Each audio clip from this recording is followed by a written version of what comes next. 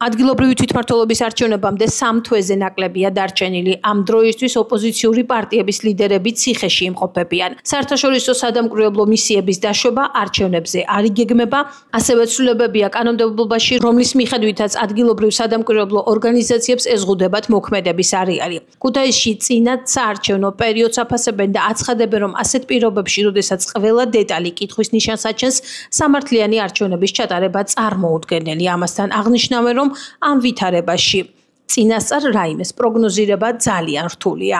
ვფიქრობ, დღეს რაიმე პროგნოზების გაკეთება არის ძალიან რთული, უფრო მეტად არ არის სასარგებლო. ერთი რამ შეიძლება ითქვას, რომ ალბათ ადგილობრივი თვითმმართველობის არჩევნები დღევანდელ ვითარებას თუ ავიღებთ, რომ ასეთი დარჩება, იქნება სრული ბუტაფორია. ეს სრული ბუტაფორია იქნება მათ შორის თავად იმ პარტიებისთვის ოპოზიციის მხრიდან, ვინც გადაწყვეტს საბოლოო ჯამში და მიიღებს კიდეც მონაწილეობას, იმიტომ რომ ასე ვთქვათ, ვერ დაიცავს ვერანაირ ოპოზიციურ ხმას, არც დამკვირვებლები იქნებიან, არც ადგილობრივი, არც საერთაშორისო, ყოველ შემთხვევაში ჯერჯერობით ასე არის ვითარება. და ისე არის გაუარესებული თვითონ საარჩევნო კანონმდებლობა, რომ ნებისმიერ ციფრს დაიწერს ქართული ოცნება ნებისმიერ დროს და მომენტში. მაგრამ არჩევნები არ ყალბდება მხოლოდ არჩევნების დღეს.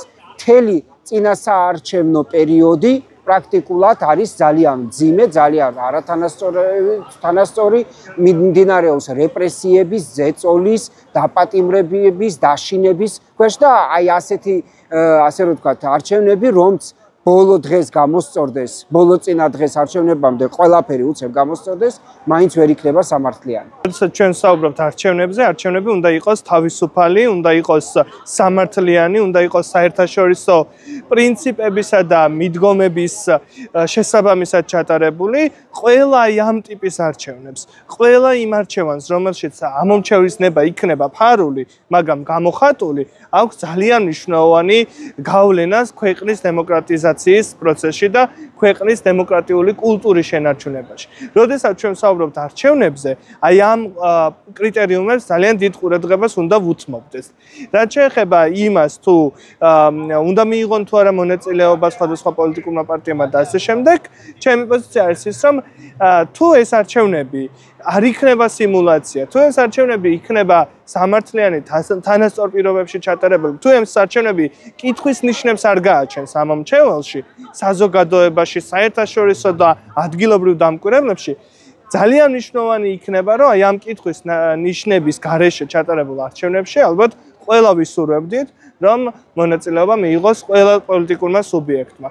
ხოლო მაშინ, როდესაც ამის რისკები არსებობს, კითხვებზე პასუხები არ გაცემულა და ვისმენთ როგორც ბრალდებებს, ასევე არ ვისმენთ ამ ბრალდებების განმარტებებს, ან არ ვისმენთ ამ ბრალდებებზე პასუხებს, აი ეს ძალიან ბევრ კითხვის ნიშნავს, კვლავ აქტიურს ტოვებს და სამწუხაროდ ძალიან რთული პოლიტიკური ვითარება იქნება, როდესაც ჩვენ საუბრობთ ახალ არჩევნებზე.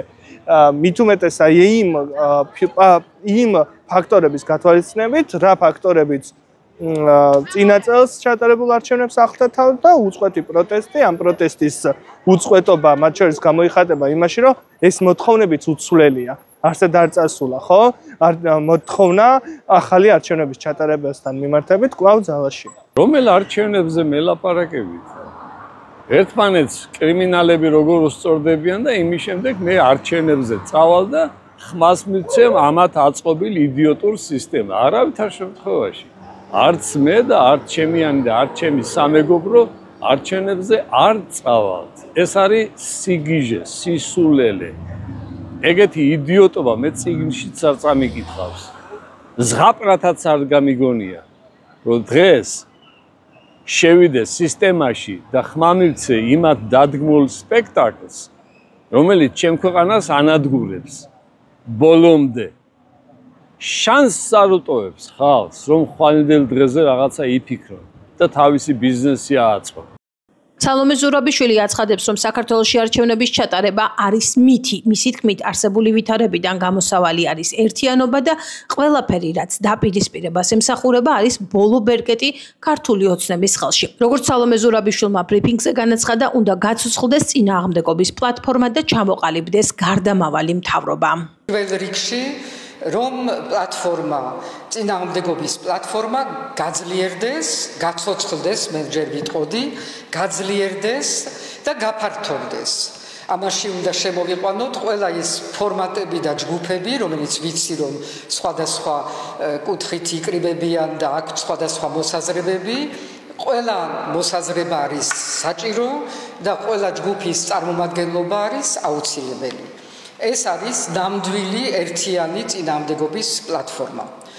ამ პლატფორმამ უნდა ჩამოაყალიბოს ის, რაც გვაკლია დღემდე, რაც უნდა ქონოდა ბევრად ადრე და რასაც ქვია გარდამავალი მთავრობა. იმიტომ რომ არავის არ უყვარს ვაკუუმი. ჩვენი საზოგადოების წუხილი და მისი შეიძლება ნაკლები ჩართულობა ამიდანაც გამომდინარეობს, რომ ვერ ხედავს ესენი თუ არა, აბა ვინ? ეს არის მუდმივი კითხვა, როცა მოდის ცვლილება რეჟიმის. ამ კითხვაზე ჩვენ ვართ ვალდებული, რომ პასუხი გავცეთ. გჭირდება, ეს არის სამოქმედო გეგმა, რასაც ქვია პროგრამა და გვაქვს.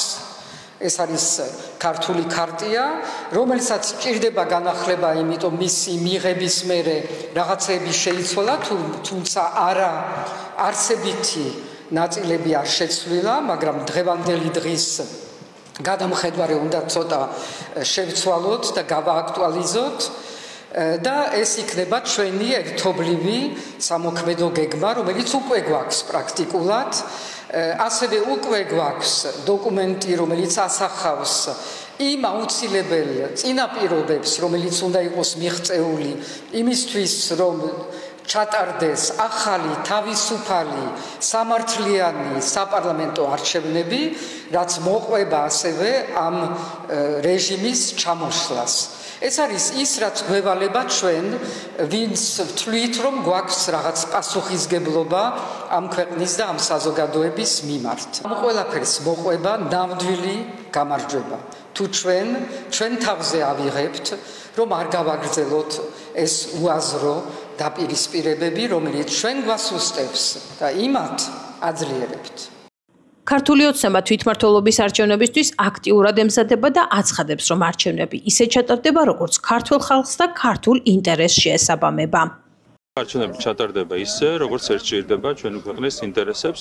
არჩევნები შედგება ჯანსაღ გარემოში და საქართველოს კანონმდებლობის ყველა ნორმა იქნება ბუნებრივია დაცული. რაც შეეხება მათ გაერთიანება, არ გაერთიანებას, არ აქვს ამას არსებითი მნიშვნელობა. ყველა მათგანი არის ერთი დიდი აგენტურა.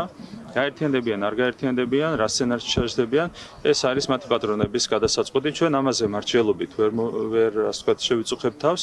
ჩვენ მემზადებით თვითმმართველობის არჩევნებისთვის ნებისმიერ სცენარში ქართული ოცნება მოიგებს 64-ვე მუნიციპალიტეტში, როგორც მერის ისე საკრებულოს წარკვეთილებაში არის, როგორც ჩვენი ადგილობრივი ოპოზიცია, ასევე იგივე ეხება მათ პატრონებს. ხო და ამის გამოხატულება ეს უსუსური განცხადებები, რაც კეთდება იგივე არჩევნებთან დაკავშირებით, არ დაუშვებთ არჩევნებს, მათ ვინ ეკითხება, ქართული ხალხის გადასაწყვეტია, როგორც ჩატარდება არჩევნები. სალომე ზურაბიშვილი ნურც გაფრინდება და ნურც მოფრინდება, ხა.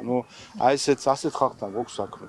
ასეთ არასერიოზულ ხალხთან გვაქვს საქმე, რომელიც მე-7 წელია ამბობს, რომ პრეზიდენტი ვარო, გაუვიდა ყველანაირი ვადა და აი რაღაც რომელიღაცა კომედიური ფილმის პერსონაჟივით მიტაცებული აქვს პრეზიდენტის სტანდარტი, ცალკე ეთქვა შეაკერინა და დადის ამ დროში და გაიძახის ვარ პრეზიდენტი. აი ხო სასაცილოა, სინამდვილეში ხო უნდა ამაზე ზებრად ვიცინოთ.